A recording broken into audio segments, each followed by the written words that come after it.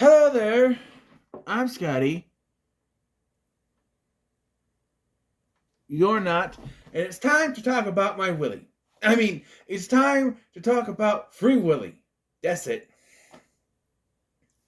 As you can see, right there, I have the four film collection. We're only going to talk about the first one this month, though, as that's the one I grew up with. The other two, I think I rented the second one, but I never got around to the third one. Never really saw the point. And of course, I've never seen the one with the crocodile hunter's daughter in it. Free Willy tells the story of Jesse, an orphan who finds another orphan in a whale named Willy. And they have a connection. And eventually he decides he wants to free this whale to return it to his family. This movie has a pretty star-studded cast. Michael Madsen plays the foster father here. Michael Ironside is the villain. Lori Petty actually does a good job in this movie because she's not being told to act wacky. I told you, she's not a bad actress. Look at Point Break. And now this movie. She's good. She was not good in Tank Girl. No. August Schillingberg, who you've seen in other things, he plays the Native American here. They say Indian a lot, which I don't know. Richard Riel plays like the henchman to Michael Ironside. And of course, Michael Jackson. Well, he has a song at the end. Do do do do do do do do do do do do do do. Yeah, that song at the end. So yeah, we start with Jesse, right? Played by Jason James Richter, who would be famous for being in these movies, and that's it. That's right. So much so that when he was in Never Ending Story 3, he was touted as the kid from Free Willy. Free Willy's Jason James Richter. He didn't do much after the 90s went away. So, yeah. And he's fine. He's a homeless kid. He's an orphan. That's it. He's running around with a bunch of kids. I didn't realize he was an orphan. It's been years. I don't think I sat and watched through this whole thing since I was a kid. That's so long. This came out in 1993. So happy 30-year anniversary to this movie. Holy shit, I just realized that. 30 years. We're going to be 31 this year, but technically 30. We haven't gotten to it yet. The freaking year just started. But he's a homeless, he's an orphan, and he's going around with a bunch of other orphan kids, and they are scamming people for money, and eventually he breaks into this aquarium, which is not SeaWorld, although it's supposed to be like SeaWorld, but it's not. And just because they break in, they start tagging the place. I don't know why. But he gets busted by the cops. And Officer Michael T. Williamson, who I think is not an officer, but I think he works for like a foster system, child protective services, maybe, probably. And so he's placed with Michael Madsen and his wife in this as a foster family. Of course, a stereotypical movie like this, a lot of these came in the 90s. I'm reminded of Joseph Gordon-Levitt in Angels in the Outfield, which came out after this, I think. For some reason, I want to say that was 97. Maybe not. 95, maybe? I don't know. I'm not digging into there to find it. But, actually, it's right here. Actually, it's right here.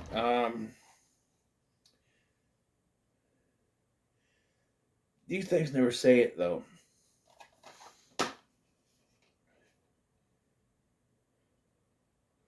In 3 minutes. Never says what year.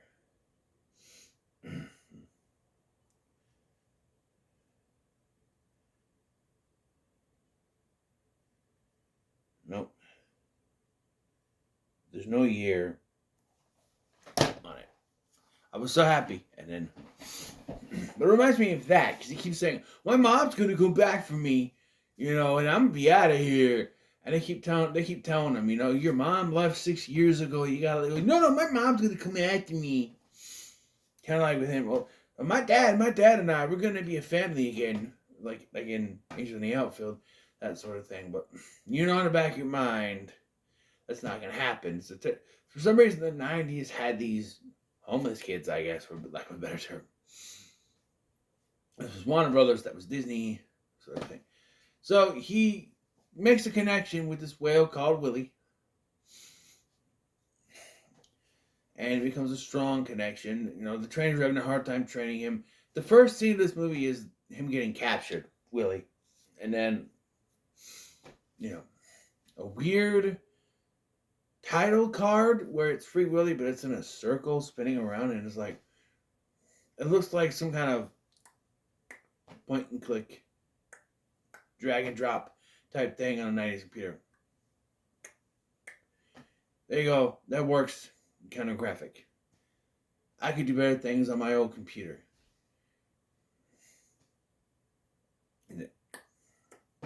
Sort of thing. So, yeah.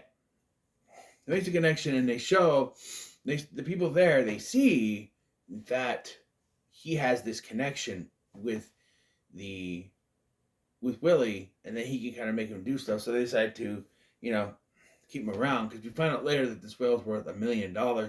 Holy shit. But to keep him around and to keep it going, that he can train him to do a show. So they do this montage. Gotta have a montage. Gotta do it in a montage. And of them training him to train Willy. But when it comes time to do the show, of course, Willy gets stage fright and he can't do it. He's too scared. It doesn't help. You got people up there in the seats going like this. And then the people down in the aquarium doing something you should never, ever do, and tap on the glass. You don't do that. You're going to antagonize. You know, and it lunges at the glass, which is their fault. You're not supposed to do that. Whales are deadly enough, but what if it was a shark? I mean, I know whales are technically bigger, but I think sharks are more dangerous. Whales can be dangerous too. There's a movie called Orca about a killer whale. This is an orca. So, well, because this plan to make money didn't work, the evil Michael Ironside decides they're going to kill the whale and collect $1 million insurance. And it's at this point that Jesse decides he's done, and he's going to run away from home and go to California. Which is a joke you'll only get if you've seen The Wizard, and I haven't reviewed that yet. But, yeah, he's going to go to California. He's going to say goodbye to Willy first, and this is when he notices that they're draining the tank so that kill him and, you know, and collect the insurance money. So, he contacts the Randolph, that's the name, Randolph, and they decide to try to help him. And I love when Lori Petty shows up, and they're like, what are you doing? He's like, we're going to rescue him. You are? Yeah. And you? Me? She does end up helping. And then they steal the foster parents' truck because their car is flat or something. I don't know. Yeah. My nose is bugging, sorry. And so they put the truck stolen. Now, something happens here that really fucking bugs me about movies like this. So, there's a CB radio in the truck. So, they take the other car and go to because Michael Madsen runs a garage. So, like a car garage, auto part garage thing. He goes there and he gets on the CB and he radios his truck. No one is there to hear them because they're out dealing with making sure everything is set together. And they keep calling for Jesse, But then as soon as they get in the truck, they stop calling on the CB. And I'm like, you got to be kidding me. If you just kept going, you would have gotten someone. But no. And then they try to take him down the road, and wouldn't you know it, they can't take him down this road because there is a branch down. And instead of trying to move the branch, because there's 3 freaking people, 2 humans, 2 adults, and a little boy could move this branch. I'm serious. 2 adults and a little boy could move the branch. I'm sorry. They could have moved this branch. It didn't look like it was that big. I'm just saying. 2 adults and a little boy could move this branch. And we see this truck barrel through a fence later. if they knew about it soon, they could rush for it, I guess. But anyway, they try to back up, and this is where I'm sitting here going, this is taking entirely too long. It's taking entirely too long to get this whale to the freaking water. Like, why is it taking this long? This movie, it's not that long. It's like,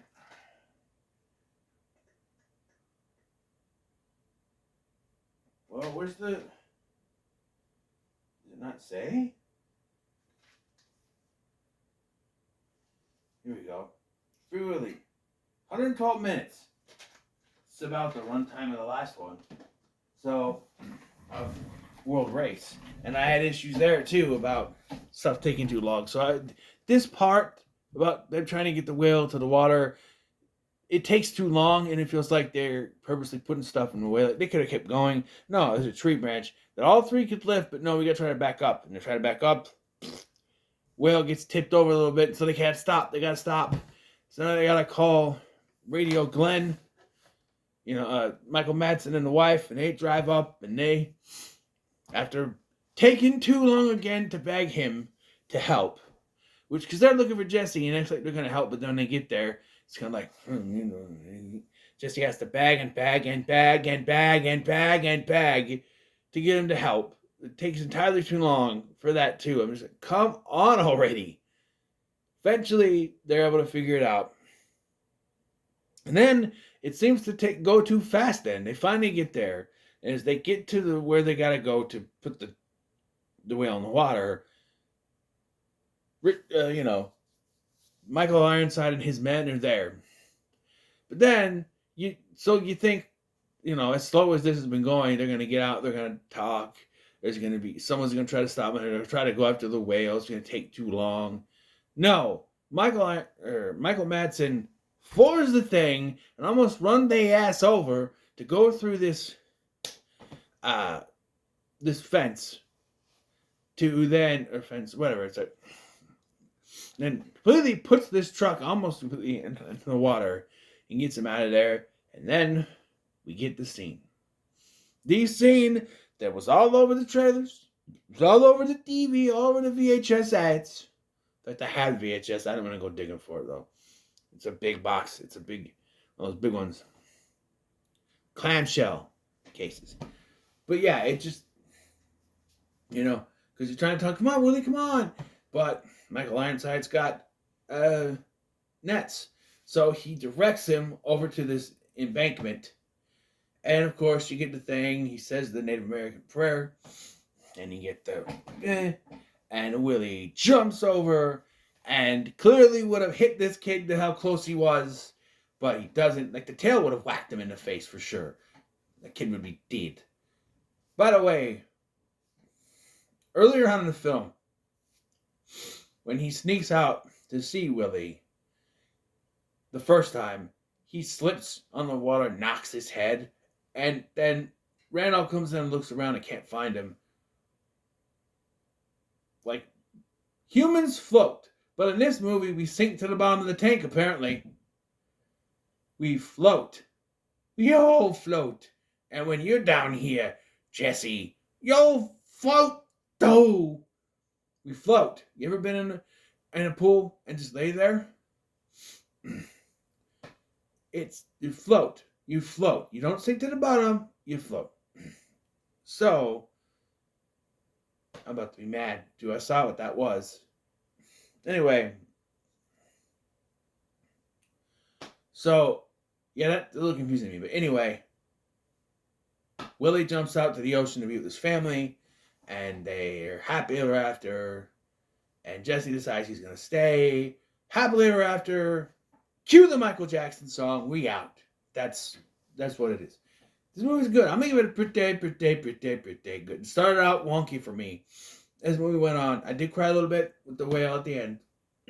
Just saying. But this was pretty good. Revisiting a childhood. Not favorite. I think I only watched it a couple times as a kid. But it's a fun watch. I do recommend it. So, what are your thoughts on Free Willy? Leave a comment below. Make sure to like, share, and subscribe. Thank you for watching. I've been Scotty, and I'll see you in the next one.